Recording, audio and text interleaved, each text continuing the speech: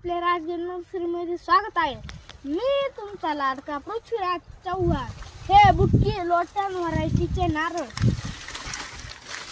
या बुट्टी लोटन नारळाला जमिनीपासून 3 वर्षात फळ येतात। या बुट्टी लोटन नारळाचा पाण्यासाठी उपयोग होतो। आपलीच नर्सरी राजगड नर्सरीला नक्की भेट द्या।